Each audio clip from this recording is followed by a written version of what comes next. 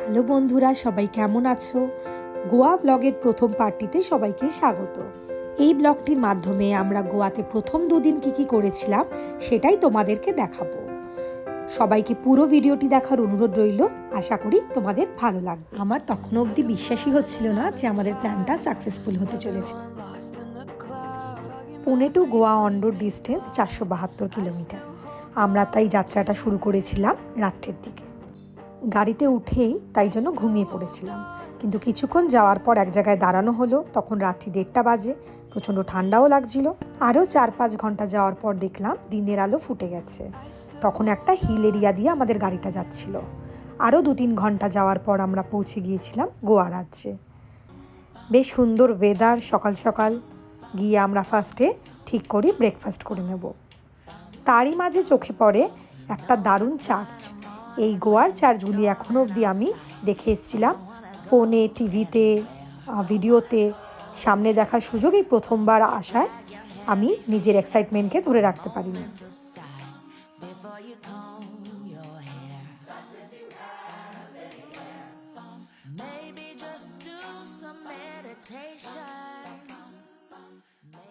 Ready, set, 4, 3, 2, 1, motivation. এরপর আমরা চলে এসেছিলাম আমাদের আগে থেকে বুক করা নর্থ গোয়ার হোটেলে। একটু ভালো করে রুমটাকে চেক করে নিলাম। এরপর চলে গেছিলাম পুলে স্নান করে নিতে। হোটেলটি আমরা নিয়েছিলাম নর্থ গোয়ায় ক্যান্ডোলিম বিচের কাছাকাছি। বেশ সাজানো গোছানো পরিপাটি হোটেল। পুল এবং গার্ডেন এরিয়াটিও ছিল খুব সুন্দর। সবচেয়ে আমার যেটি ভালো লেগেছিল, এসেই দেখলাম হোটেলে 3 জন স্টাফ বাঙালি। এরপরেই রেডি হয়ে বেরিয়ে পড়েছিলাম ক্যান্ডোলিম বিচের উদ্দেশ্যে। বিচে ঢোকার দুপাশে ছিল বেশ একটি ছোট মার্কেট। চলে এসেছি ক্যান্ডোলিম বিচে। এখন বাজে দুপুর 2টো। দারুণ সমুদ্রের ঢেউ, সাথে প্রচুর ট্যুরিস্টের সমাগম, মানে যাকে বলে পুরো একদম হ্যাপেনিং প্লেস। ওয়াটার স্পোর্টসও কিন্তু চলছে, দেখিয়ে দিই তোমাদের জুম করে।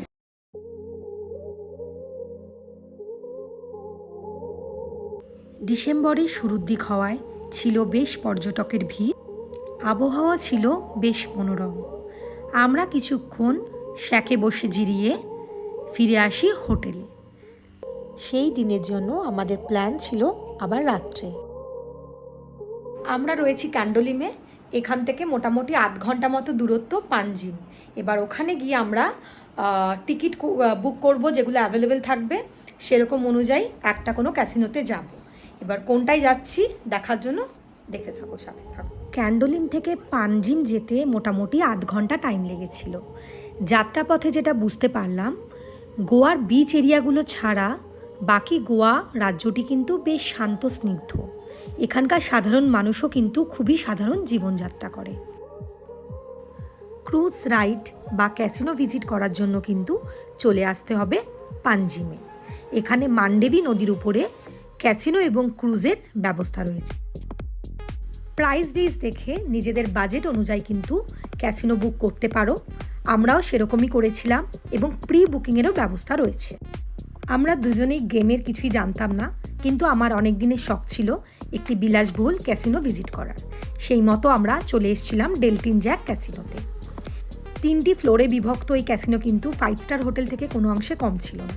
এটি ছিল তার মিডল ফ্লোর, যেখানে কিন্তু চলছিল লাইভ মিউজিক, সাথে বাফেট ডিনার। এরপর চলে এসেছিলাম একদম টপে। এটা রুফ ওপেন এরিয়া। এখানেও কিন্তু ছিল অনেক স্ন্যাক্স, ড্রিঙ্কসের ব্যবস্থা, সাথে এখানেও কিন্তু চলছিল লাইভ ডান্স। এই ডেলটিন জ্যাক ক্যাসিনোতে আমাদের পড়েছিল এক একজনের 2500 টাকা করে। এছাড়াও কিন্তু অনেক রকম প্যাকেজ ছিল, তোমরা নিজেদেরটা চুজ করে নিতে পারো। এরপর খানিকক্ষণ উপভোগ করলাম রাতের মান্ডেবি নদীর মায়াবী রূপ।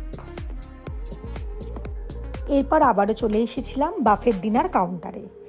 এখানে কিন্তু ভেজ ননভেজ মিলিয়ে প্রায় 20-25টা আইটেম ছিল, যার মধ্যে বিরিয়ানি, চাইনিজ এবং পাস্তা, পিৎজার মতন সব রকমের আইটেমই কিন্তু ছিল।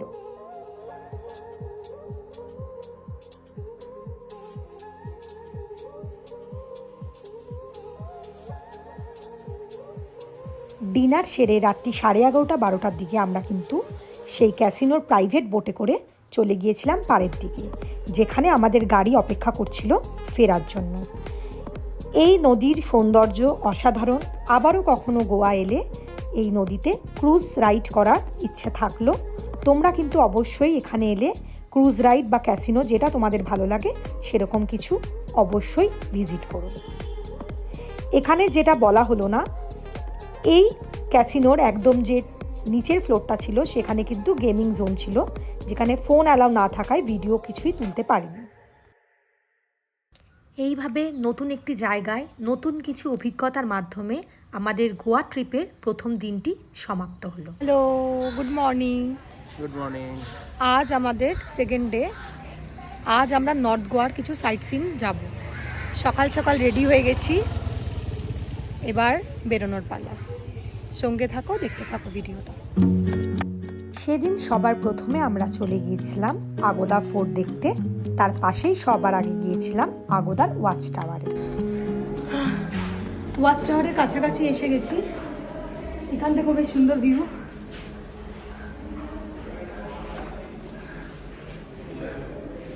কিন্তু এবার ব্যাপারটা হলো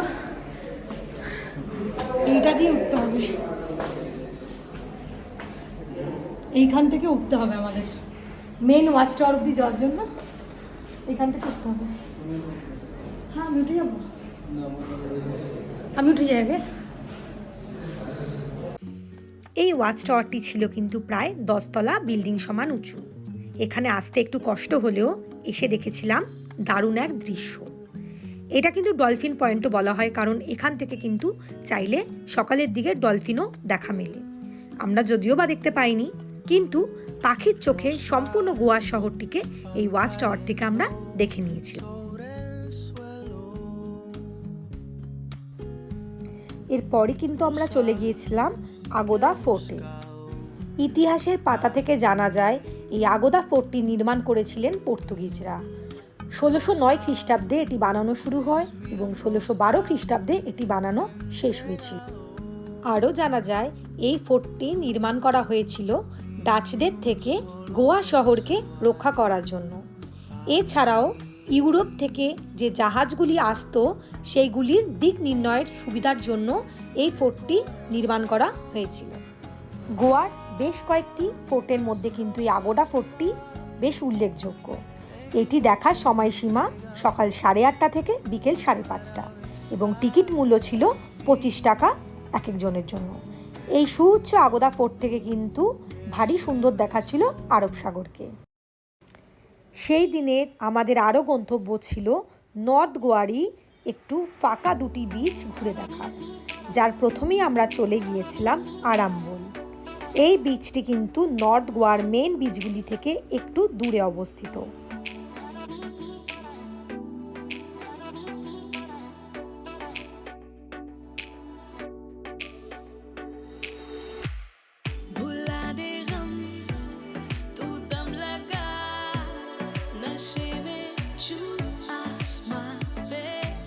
সেখান থেকে আমি করে নিয়েছিলাম গোয়ার বিখ্যাত হেয়ারস্টাইল, যেটি না করলে হয়তো গোয়ার ট্রিপটি অসম্পূর্ণ থেকে যেত।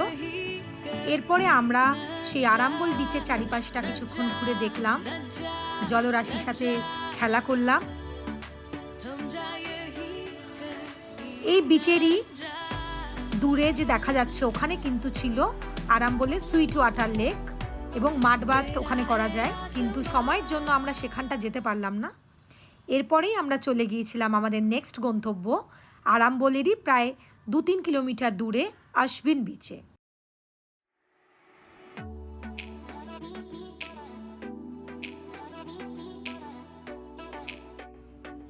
এই বিচটি ছিল আরও শান্ত এবং আরও বেশি সুন্দর। এই বিচে গিয়ে আমরা জানি খানিকক্ষণ নিরিবিলিতে হারিয়ে গিয়েছিলাম। এখন আমরা রয়েছি আশবিন বিচে।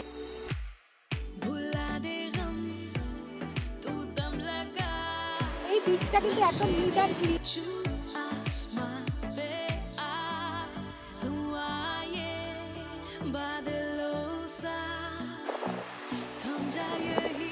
এই বিচটা ফাঁকা হওয়ার কারণে কিন্তু এখানে প্রচুর বিদেশি পর্যটকের সমাগম ঘটেছে, আর এখানে চাইলে খুব সুন্দরভাবে পারলাম না, মানে খুব miss করছি। মানে এখানে সমুদ্রটা এত ক্লিন, মানে ক্রিস্টাল ক্লিয়ার, দেখলে মনে হচ্ছে স্নান করছি। আরাম বলেও ছিল ক্লিয়ার, বাট এটা আরো বেশি।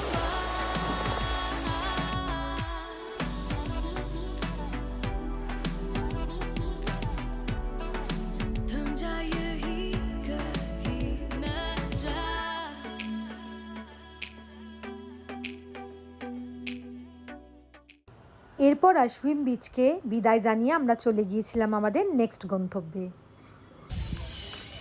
চলে এসেছি গোয়ার আরেকটা ফেমাস জায়গা, পারা কোকোনাট ট্রি রোড। অলরেডি প্রচুর লোকের ভিড়, সবাই চলে এসছে এখানে ফটো তুলতে। প্রচুর ভিড়, জানি না কি তুলতে পারবো ফটো, চলো দেখা যাক। সারাদিনে রোদে রোদে ঘুরে মুখের কি অবস্থা তোমরা দেখতেই পারছো, কিন্তু মনকে কিন্তু তখনও রাখতে হয়েছিল চাঙ্গা, কারণ এইটি ছিল আমাদের সেদিনের লাস্ট স্পট সাইট সিনের। তো আমরা পাড়া রোডে অনেক লোকের মাঝেই সবাইকে সাইড করে কয়েকটা ফটো তুলে সেখান থেকে চলে এলাম আবারও হোটেলে। ও সরি, মাঝে একটা জিনিস বলতে মিস করে গেছি। আমরা তখন হোটেল যাইনি, আমরা চলে গিয়েছিলাম নর্থ গোয়ারই আরেকটি ফেমাস বিচ আঞ্জুনাতে সূর্যাস্ত দেখতে।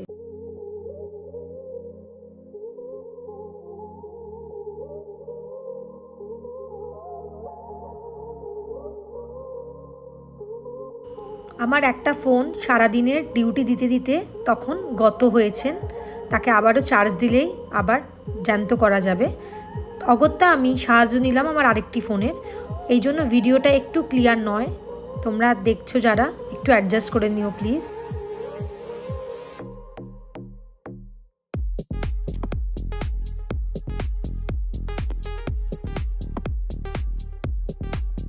এখানেও কিন্তু চলছিল বেশ কয়েকটি ওয়াটার স্পোর্টস।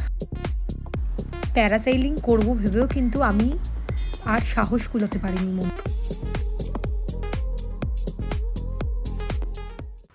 আঞ্জনা বিচে সানসেট দেখে কিন্তু আমাদের সারা দিনের ক্লান্তি অনেকটাই নির্মূল হলো। এবার হোটেলে ফেরার পালা, কারণ রাতে যেতে হবে বাগা বিচে। এখন বাজে রাত্রি 10:15। তো আমরা এখন বেরোচ্ছি বাগা বিচে, যেটা একদম প্রচণ্ড ফেমাস একটা গোয়ার বিচ, যেটা না গেলে যাকে বলে গোয়া অসম্পূর্ণ। তো ওই বিচে আমরা এখন ঘুরতে যাব, নাইট লাইফটা কীরকম দেখবো গোয়ার, প্লাস ডিনার করব। ঠান্ডা ঠান্ডা লাগছে।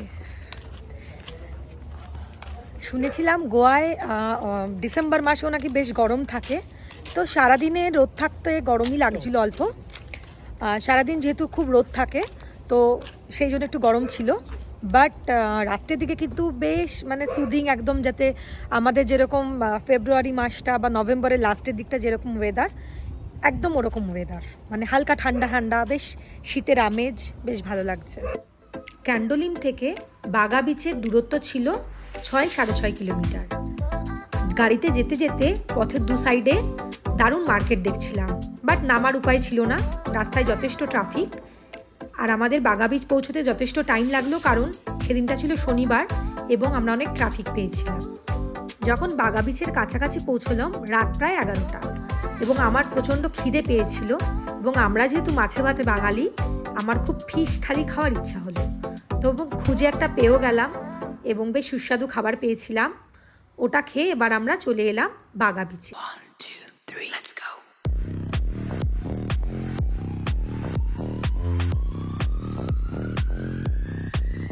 Sexy.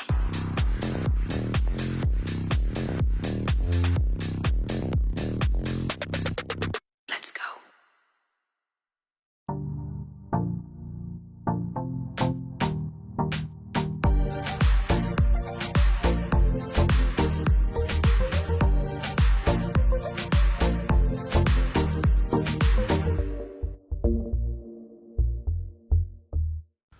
বাগা বিচে পৌঁছে দেখলাম অনেকগুলি শ্যাকি প্রায় একবারে জলের মাঝে।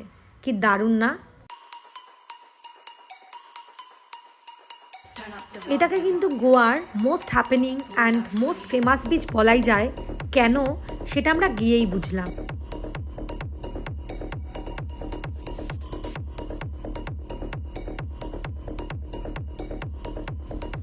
আমরা পৌঁছেছিলাম তখন রাত্রি প্রায় 12:10-15 হয়ে গেছে। তো তোমরাই বলো এটাকে দেখে বোঝার উপায় কি সন্ধ্যে 6টা কি রাত্রি 12টা? এখানে কিন্তু আলাদাই এক মায়াবী রূপ ছিল বিচের, কারণ একাধারে একদিকে ছিল সমুদ্রের ঢেউ এবং একদিকে দারুণ শাকগুলি লাইটিং। মনে হচ্ছিল জানি আমি কোনো 31st নাইট সেলিব্রেশন করতে চলে এসেছি, অথবা এখানে দিওয়ালি সেলিব্রেশন হচ্ছে। সেরকমই ছিল মানুষের ভিড়। কর্মব্যস্তময় জীবন থেকে দুদিনের ছুটি বা মনের অসুখ কাটাতে বাগা বিচ কিন্তু বেস্ট ডেস্টিনেশন হতে পারে, যেটা আমার কিন্তু একদমই মনে হয়েছে। আবারও কখন এখানে আসার ইচ্ছা থাকলো। এই ছিল আমার নর্থ গোয়ার সফর 2 দিন। ভিডিওটি যদি ভালো লেগে থাকে পেজটিকে ফলো এবং লাইক করে দিও। গোয়া সিরিজের সেকেন্ড পার্টটি নিয়ে খুব তাড়াতাড়ি আসছি তোমাদের কাছে। ততক্ষণ সবাই ভালো থাকো, সুস্থ থাকো, আবার দেখা হচ্ছে।